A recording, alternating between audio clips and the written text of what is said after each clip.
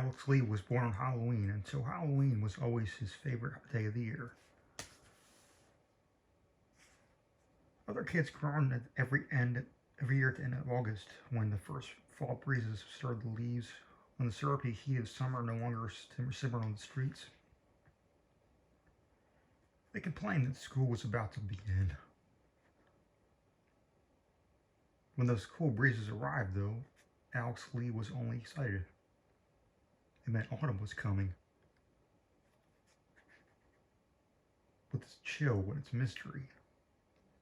It meant that it was time for changes. A whole new year. And time for disguises, and of course, time for his party and his pie. This was until the fall, when he turned 10, when everything changed and he lost his appetite for pie completely. Perhaps what happened was Alex's fault. Perhaps he got his just desserts. A few days before Halloween, before his birthday, Alex was riding his bike around the neighborhood. He was thinking hard about his costume, alien pirate. In fact, he was thinking so hard about what he'd wear: mutant hands from last year, a bandana, a goggly-eyed fanged mask from the Haunt Shack down on Route 7, and a black patch to go over one of his eyes, his mask's 3 eyes.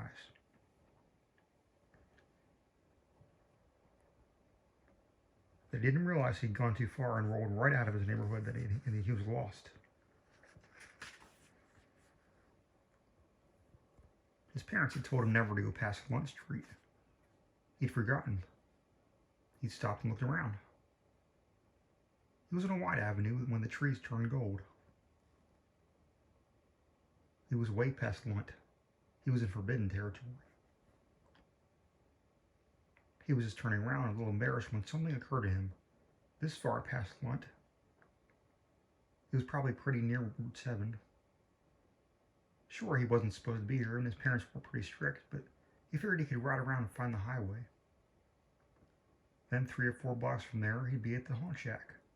He could get his eye patch, his blaster pistol, and his monster's head. In a way, he thought to himself, his parents would be grateful. He'd be saving them trouble.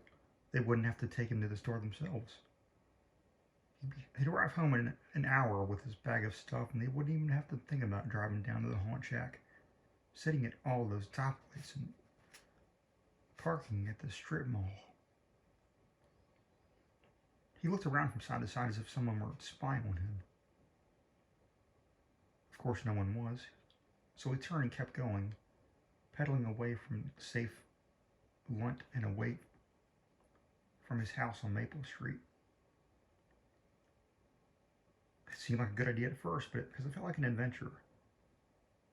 The sky was blue and the leaves were blazing red and gold. Alex loved that just when everything was about to die, it got beautiful. As if in celebration of his birthday, he thought with a smile. On Halloween, in 2 days, he'd be 10 and he would have his party. All of his friends would come over in their costumes. His mother would bake him his birthday pie, pumpkin of course, with 10 candles. He and his friends and his older brother Doug would make a haunted house for little kids in the neighborhood. It was going to be a blast. But soon he looked around and saw that he was completely lost. He had no idea where he was. There were houses still and trees, but the lawns looked empty somehow, and there were no cars on the road. He did not like this neighborhood. No one was around. It was as if the world had died, but quietly. He was worried now. Time was passing. His parents would notice how late he was. There was no good excuse. When his dad had a bad temper, Alex bit his lip. He kept riding around in empty streets. He saw nothing that he knew. He turned right abruptly, and then that's when it would have happened. There was nothing but a bright light. Alex tottered and skidded. He came to a stop. There was no road in front of him. There was only a straight line across the horizon, and bright, burning white.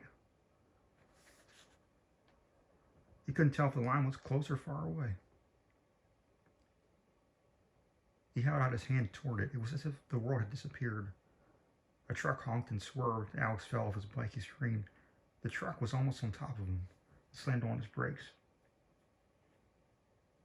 Alex looked up. He was lying on the ground, half on the road, half off. His head was in the grass. He blinked. A UPS truck idled right next to him. The driver stood by his side, dressed in brown shorts. You okay? You okay, kid? Alex flexed his hands, then he leapt to his feet. He ran around the other side of the truck. There were streets all around him. No dazzling light. He was on the corner of streets called Vane and Blair. What's going on? The UPS guy asked. You okay? Did you see a burst of light? Like a flash? It looked like there was nothing left anymore?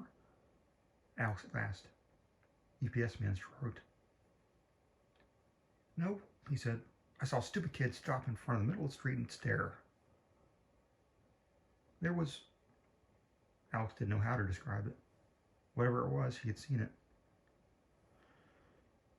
Do you need help or anything, kid? The UPS man asked. Can you tell me how to get back to Maple Street?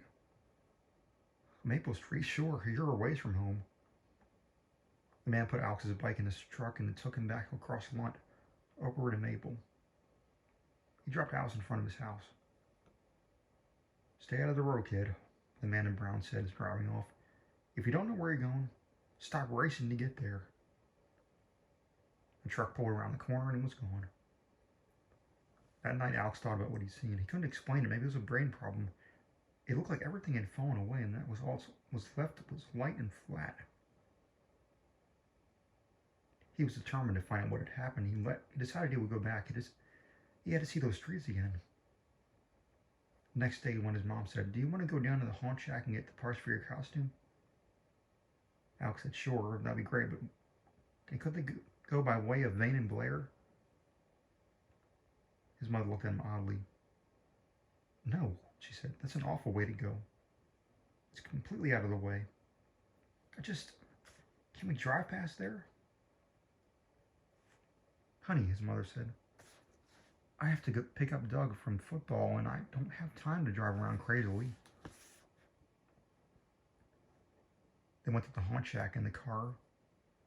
They stayed on the streets Alex knew. He bought his mask, his patch, his piratical belt, and his blaster pistol.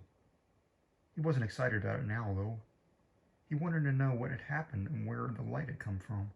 He wanted to know if there was something weird in his brain. Or if there was something weird on Blair and Vane. His mother dropped him off at home. She was off to pick up Doug. "Oh," she said, "can you run down to Ferguson's farm stand and buy us a pumpkin for your pie?" She gave him $10. "It doesn't have to be huge. I'm mostly using can." "Thanks, hon. Be good.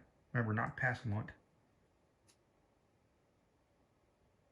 She drove off.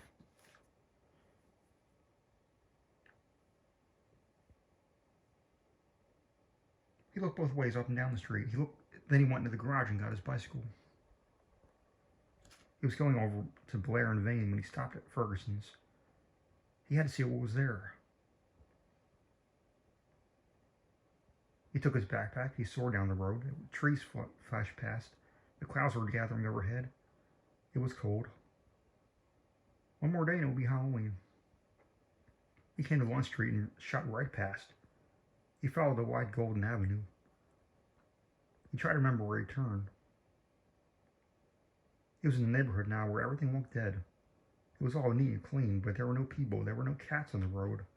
Just a few in driveways. And the lawns looked so empty. Why? He wondered. Why? Then it hit him. They looked empty because no leaves had fallen on them. They were immaculate. The trees had turned. Some were red, some were brown. But in the storms of mid-October, nothing had blown down. Not even a leaf. The roads were clean, they were not cracked. Now that he noticed, he was afraid. The empty houses rolled on past, and there were no cars anymore. In each mailbox, the exact same set of junk ads sticking out at exactly the same angle.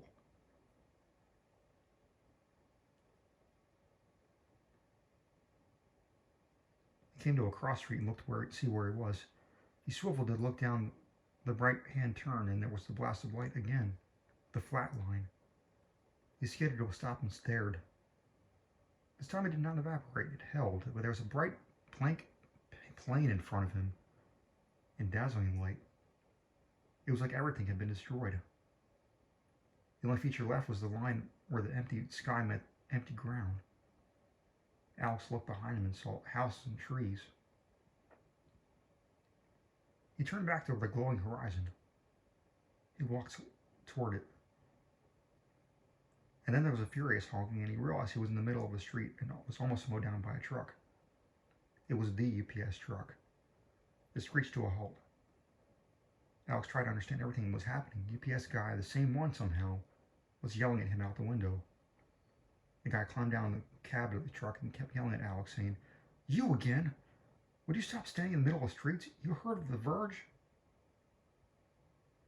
Behind the truck, the dazzle continued, and Alex ran to see the empty vista.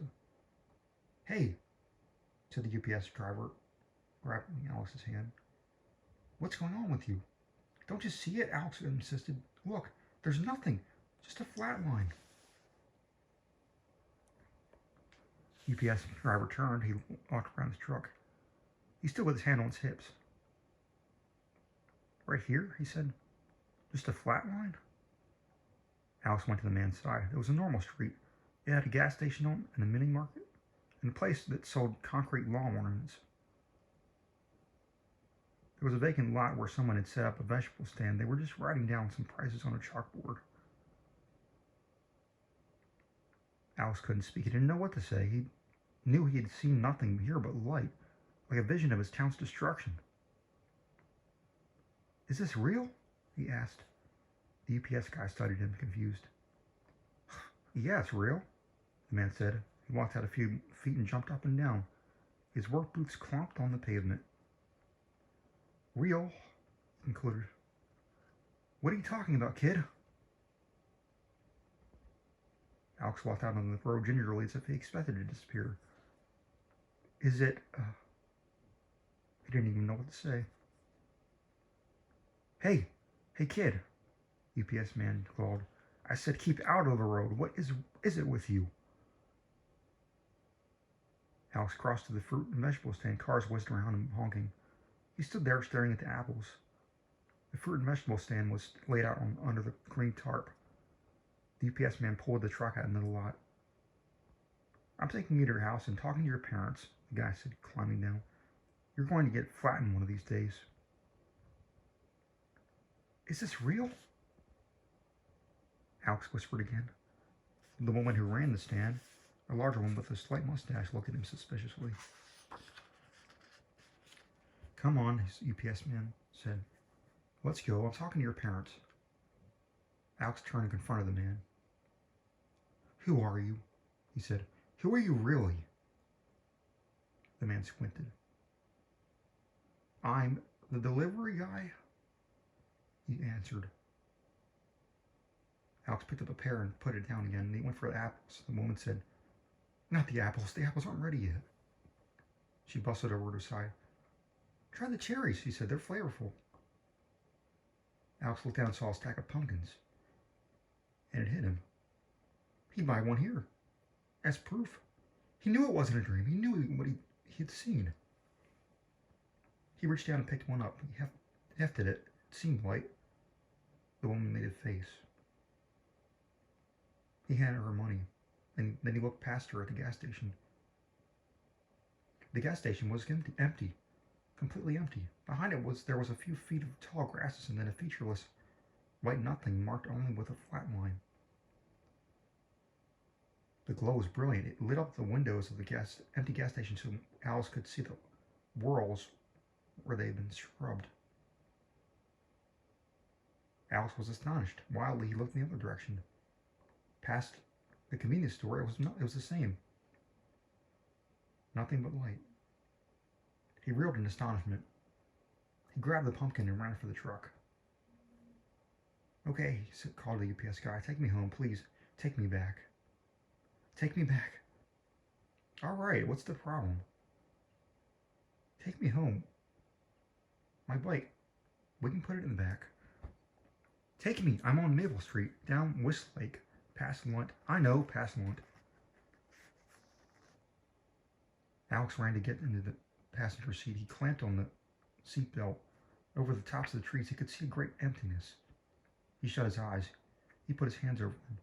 He hunched down, doubled over, and tried to block out that terrible empty light. He felt the UPS guy get in the truck. He heard the guy start the engine up. They pulled out. He felt them driving.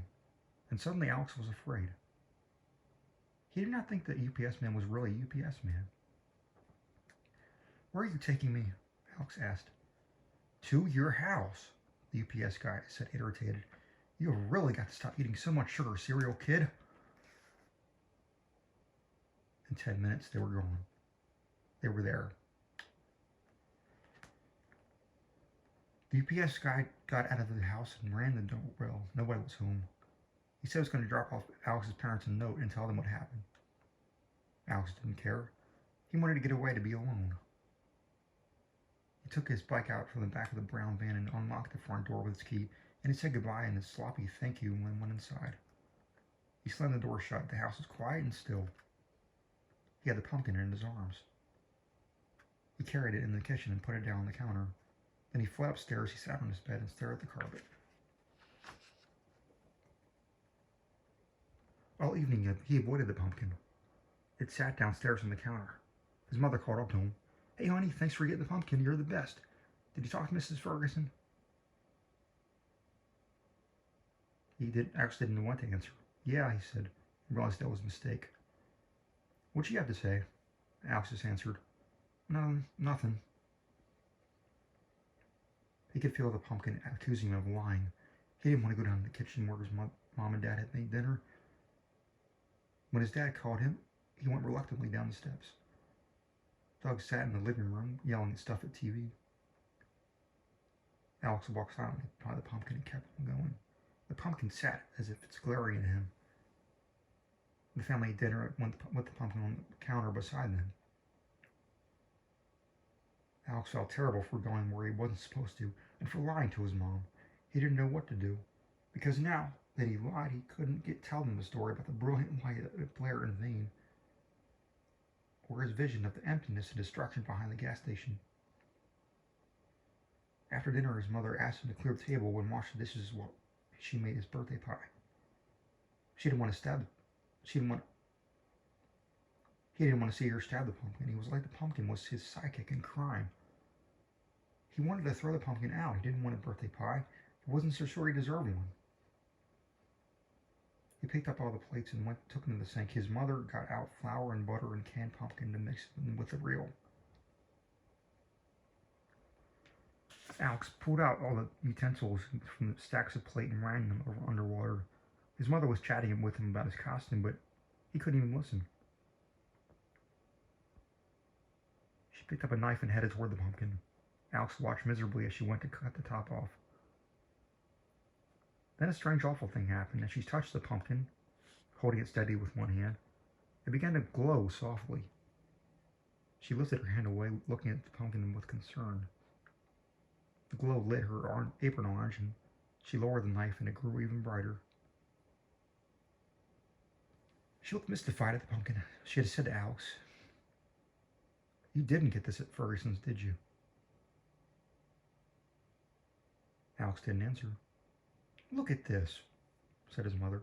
She touched it, and the radiance grew brighter. She knocked the pumpkin with the palm of her hand. It rocked and spun on the side.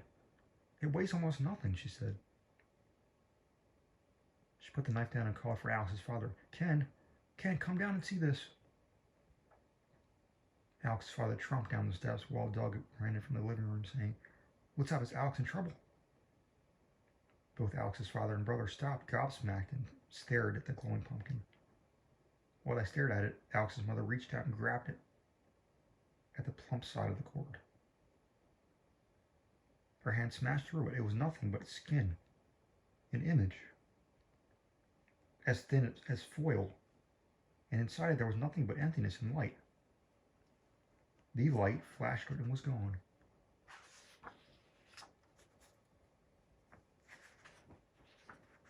Then the pumpkin skin lay like a burst balloon on the counter, fading to black. Alex's mother put down the knife and put her hands on her head. She turned to Alex's dad. "What are we going to do?" she asked. Doug let out a long breath as if something was really, really wrong. Alex and his family stood in the kitchen. Alex had no idea what had happened. He had no idea what to do. He knew he was going to have to tell the truth now, but he didn't know how anyone would react. They had all seen the same. They had all seen it. He was sure of that. They had seen the same light, the same emptiness that he had seen. He looked from one face to another. They just looked shocked. "I didn't," he said, but he didn't get any further. "You went past lunch free, didn't you?" his father accused, raising his voice. "You didn't listen to us, and you went past lunch." "Ken," Alex's mother said soothingly. "Ken, he's confused." "We were trying to protect you," said his father. "Nothing is done over there. Nothing's finished. We don't need that side of town. And you went over there, and you didn't have time to throw anything together? What have you done, huh? What have you done, Alex? Now everything's ruined." Alex backed away from his father. He didn't know what his dad was talking about. He was scared. He felt like he had felt on the edge of all that blank, brilliant space, not even known. He turned to his mother. He said, "Mom, what's going on?" She laid her hand on his father's arm and stepped forward.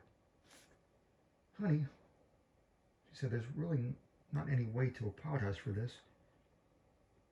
But things aren't really like they seem. We haven't been entirely honest with you." "Oh man," said Doug, "here it comes. Alex, I want you to listen to me. You probably saw something today. I don't know what. Let's say, just keep it between the four of us that you know. No one else needs to hear about this. They'd be mad." Alex whispered. Who are you talking about, Mom?" "That's not important," she said gently. "What's important is that you're okay." Alex said, "Who'd be mad?" His mother sighed. "You've got to understand, Alex. They're working very hard all the time to make all this stuff for you. Everywhere you go, everything you see, they have to build. I mean, they're real quick about it, but it's a lot of effort. And they'd be really, really angry if they knew you saw through it. It'd be like finding your birthday presents early when they're hidden in the closet. Not a good idea." Alex was agape. What are you saying?" he asked his mother, and she explained softly. "You're the only person there is. I mean, the only real human being. All this is set up just to, well, how would you put it, Ken?" "I wouldn't put it at all," Dad had said in irritation. "We shouldn't be talking about this." "Everything's," said Alex's mom. "This town, the next town over, New York City, Montreal, it's set up only for you. There's nothing otherwise. There's nothing on the other side of the world. No Australia, no France, there's no globe. Nothing but light and a flat plain. Just desert."